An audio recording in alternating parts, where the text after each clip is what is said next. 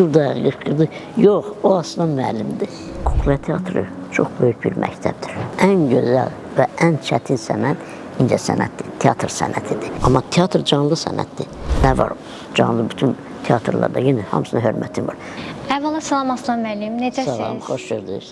İlk sualım, bu sənətə necə gəlmisiniz? Bu sənətə 7 yaşından gəlmişim. Artıq orta məktəbdə oxuyanda, kənd orta məktəbində oxuyanda ilk tamaşam Nəsrəddin komediyasında İnkir-Minkir olub və o vaxtdan da davam elədi bütün obrazlarla. Və elə oldu ki, 10 illik qutarandan sonra da gəldim. Birinci Bakı Mədəni Maarif Texnikumuna daxil oldum. Fərqlənmə ilə bitirəndən sonra İncəsənət Universitetine daxil oldum. Oranda fərqlənmə ilə bitirdim. Və həmin vaxtdan professional səhnədə 74-cü ildə texnikumda oxuyanda artıq rejissorlar gördülər, televiziyaya dəvət elədilər və Kukla teatrının yeni şənliklərindən 75-76 o illərdən başladım və beləliklə sənətə gəldim. Bəs kukla aktyoru olmaq necə hissdir? Ümumiyyətlə uşaqlarla işləmək həm yaxşıdır, çətindir və çox xoşdur. Mən ümumiyyətlə uşaqlarla işləmək çox xoşlayıram, sevirəm uşaqları və uşaq psixologiyası elədir ki, böyüklərə baxma, uşaqlar böyüklərdən çox diqqətli izləyirlər tamaşanı və gözəl başa düşürlər. Ona görə bu məsuliyyəti bildiyim üçün bu teatrda işləməyə qərar verdim. Akademik teatrda da işləmişəm. Hal-hazırda musiqili komediya teatrında da dəvətlə rol oynayıram. Amma kukla teatrı mən üçün əzizdir, uşaqlar mən üçün əzizdir. Artıq nətərdir, tələbəçilik dövrləri nəzərə alsaq, ondan sonra da professional bir teatr olaraq 75, 76, 77, 78, 79-cu illərdə yeni il şənliklərində burada iştirak eləmişəm. Sumqayıtda işləyəndən sonra da artıq burada işləməyə başladım. 2007, 2008-ci ildən artıq buradayım.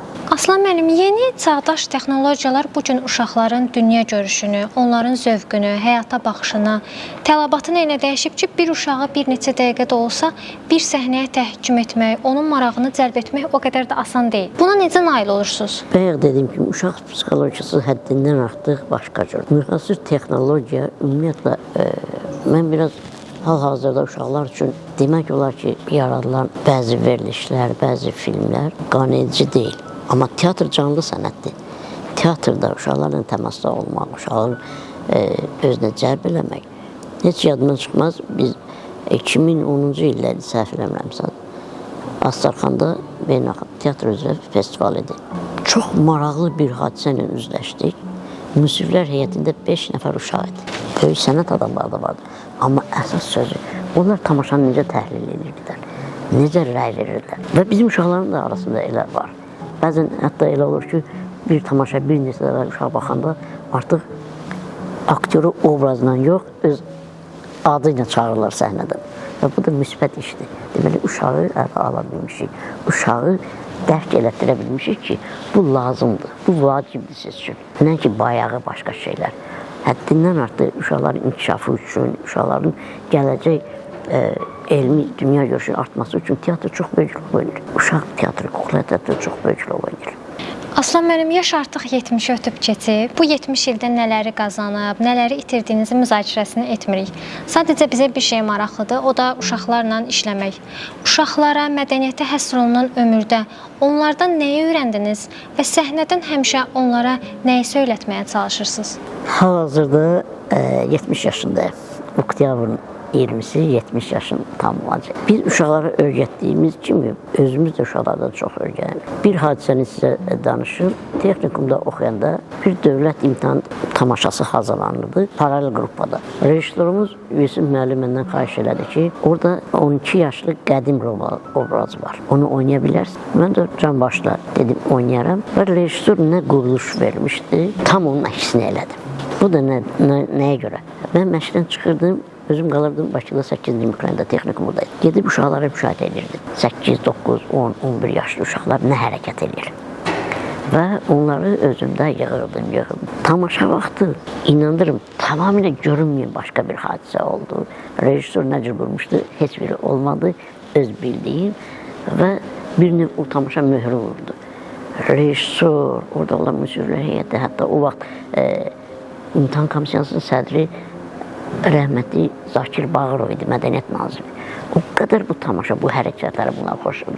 Və o vaxtdan daha populyarlaşdım və tamaşalarım oynandı, qızıl fonda lentlərim düşdü. Və uşaq psixologiyasını öyrənmək. Mən artıq 20 yaşında olan adam uşaq kimi bilməzdim. Amma bir ay uşaqları izlədim.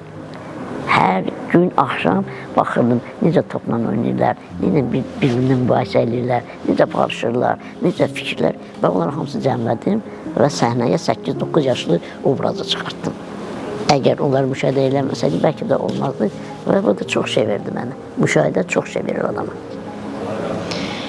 Səhnədə başqa personajların obrazından nə isə göstərməyə çalışırsınız. Bəs onlardan nə öyrənirsiniz? Mən hər zaman demişəm, müsabiqələrimdə də demişəm, sənətlərin hamısı gözəldir, çox gözəldir. Amma ən gözəl və ən çətin sənət incəsənətdir, teatr sənətidir. Nəyə görə? Bax, mən bugün tutan ki, Ələddin Sehirli Çırağında mən Sultan rolunda oynayıram.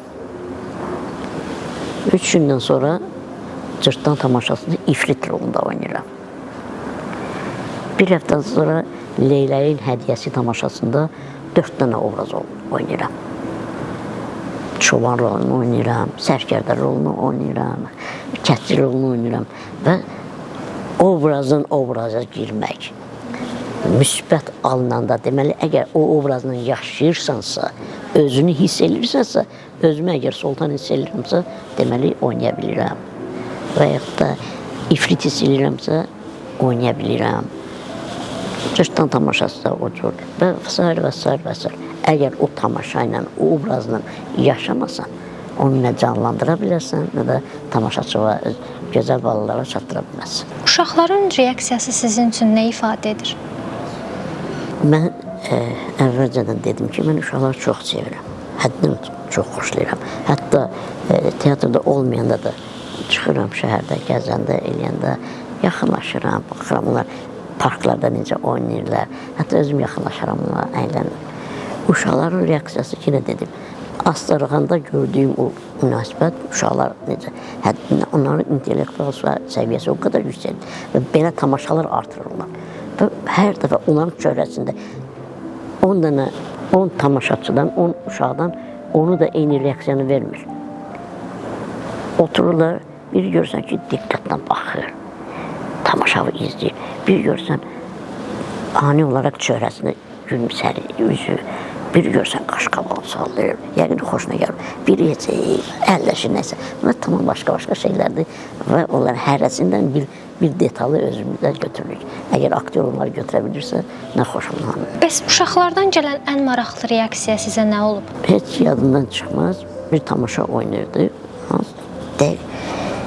Yadından deyil, hansı tamaşa deyil. Olmasın, bulunsun da deyil. Yoxsa hansı tamaşadansa tərəf müqabil obrazın dili ilə mənə yaxınlaşır, mən çağırır. Tutam ki, Sultan deyir, Sultan neyniyək. Və məni obrazla çağıranda zaldan bir uşaq durdu, qışqırdı. Yox, o Aslan müəllimdir. Uşaq neçə dəfə gəlib tamaşalara baxıb ki, həddindən artıq sevgisi var və mən burada güldüm, əllədim uşağı ani olaraq. Bu mənim sevgimdir, mənə olan rəğbət. Sizcə bu teatr uşaqların inkişafına necə təsir edir, müasir dövrün uşaqlarına? Onu da deyim ki, Respublikamızda teatrlar çoxdur. O cümlədən Bakı şəhərində hər cür teatrlar var. Amma yeganə teatrdır ki, kukla teatrı. Sırf uşaq yaradıcılığına, uşaqların psixologiyası ilə, uşaqların xoşuna gələn bir tamaşalar hazırlayır, uşaqların dərk elə biləcəyi tamaşalar hazırlayır. Və əgər bunları hər hansı bir rejissor, hər hansı bir aktyor uşaqlara aşılaya bilirsə, deməli, neysə, uşaqların tərbiyəsində cüzi də olsa payımız olur. Bu çox böyük şeydir. Uşaq teatrında uşaqlarla işləmək, təmasda olmaq hər kəsə də nəsib olunur. Aktyor hər zaman şırman arxasında qalır və o başqa aktyorların, başqa sənət xadimlərinin nail olduğu populyarlığa çox gec çatır və yaxud da çatmır. Bu təəssürat sizdə necə hiss edilir? Kuklaçı aktyorlar üçün deyirsiniz. Bizim tamaşalar iki formada gedir. Həm kuklalarla, həm də kukla giymiş canlı aktyor. Biraz artıq görürük və biz görürlər. Qaldı o bir başqalarını görmək, başqa aktyorları görmək. Hər halda tamaşaçı əgər obraza diqqətlə baxırsa, obrazı bilirsə, onun üçün artıq o təyin bilir ki, bu kukla oynadan Aslandır, yoxsa kimdir? Bunu bilir. Əgər bunu təyin edə bilirsə, bu aktyorun yüksək göstəricidir. Qaldı obri teatrlarda, mən heç inanmıram ki, obri teatr tam üzdə olan aktyorlardan geridə qalsın bizim aktyorlar. Xeyr. Ən çətindir. Ən çətin kukla teatrıdır. Amma sözünü deyə bilirlər. Nə var? Canlı bütün teatrlarda yenə hamısına hörmətim var. Canlı teatrda çıxdı, oynadı, getdi. Amma bir neçə tamaşadan sonra, bir tamaşa görəsən ki, 2 ay, 3 ay, 4 ay gedəndən sonra artıq azca tamaşaçılar və yaxud da o bir tamaşaçı bilir ki, bu kuklanı oynadan hansı aktyordur. Artıq televiziyada görəndə, ya belə görəndə bilir. Və bizim aktyorlarımızdan çox, heç də o bir aktyorlardan geri qalmırlar, çox məşhurdurlar, çox tanınırlar. Öz obrazlarıyla, öz sənətlərlə tanınırlar. İllərdir canlandırdığınız və ya ayrıla bilmədiyiniz bir kukla var. Bir dəfə mənə bir sual verdilər ki, sən ürəyindən elə bir şey keçib ki, oynaya bilməyəsən, nəyi arzulayırsan? Mən çox qısa dedim ki, mən tutam ki, Hamlet istəyirəm oynayım. Elə deyil axı. Hərə gərək öz gücünə bilsin, həm də rejissor çox gözəl tanıyır aktyoru, bilir ki, bir-iki tamaşadan sonra bilir ki, bu aktyor nəyə qadirdir. Əgər rejissor təyin edirsə, eyni zamanda aktyor onun tanış olandan sonra bilir ki, onun qüvvəsindədir, razılıq verib oynaya bilər. Mən hər zamanda elə eləmişəm. O tanış olmadan, ürəyimcə olmadan, yəni bunu yükü darta biləcəyəmmi, ondan sonra söz verirəm. Hansısa bir kukla ilə emosional bağınız var? Mən kuklalarına fərq qoymuram. Fərq qoymuram. Hamısı mənim üçün əzizdir, hamısı mənim üçün gözəl obrazlardır. Heç vaxt. Mən necə deyə bilərəm ki, mən İfritdən xoşum gəlmir, Sultandan xoşum gəlir. Xeyr. Hamısı mənim üçün əzizdir, hamısı mənim üçün gözəldir. Bəs kukla ilə işləmək fiziki olaraq nə qədər yorucudur? Məsələn, əllərinizin yuxarıda qalması, ağır kuklalar və s.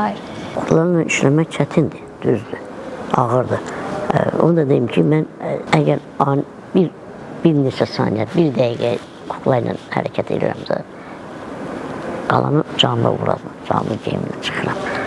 Düz, çətindir, ağırdır kuklalar, amma öyrəşəndən sonra, alışandan sonra adicə bir kitab kimi götürürsən, elə bilsən kitabdır. Çox, mən deyərdim ki, əgər hər hansı bir tanınmış aktyoru başqa teatrdan gətirsən, bu obraz oynasın kuklalarla, ən azı 3-4 ay o əziyyət çəkəcək ki, alışınca. Amma bizim aktyorlar yox, artıq öyrəşirlər. Bir gün elə bilsən ki, bir dənə telefon götürürsən və bir kitab götürürsən. Aslan mənim, bəs sonda sualım belə olardı ki, gənc aktyorlara, kukla teatrında işləmək istəyən aktyorlara nə kimi məsləhətləriniz ola bilər? Deyərdim ki, kukla teatrı çox böyük bir məktəbdir, aktyor məktəbidir. Doğrudan əgər gələcəkdə çox gözəl bir aktyor olmaq istəyirlərsə, populyar bir aktyor olmaq istəyirlərsə, fundamenti buradan başlasınlar, kukla teatrından başlasınlar. Uşaqlarla və kuklalarla. Artıq 5 il, 6 il işləyəndən sonra qıraqda baxanlar bilərlər ki, artıq bu yetişmiş aktyordur. Yenə deyir, bayaq dedim ki, hər hansı bir tanınmış aktyor başqa teatrdan dəvət olunsa burada. Burada olan aktyorlar kimi o effekti verə bilməz. Ən azından 5 ay, 6 ay o əziyyəti çəkər, yavaş-yavaş düzələr. Ona görə indiki gənclər çox vaxt bəziləri belə biganə baxırlar, xeyr, elə deyil. Və onları aşılamaq lazımdır.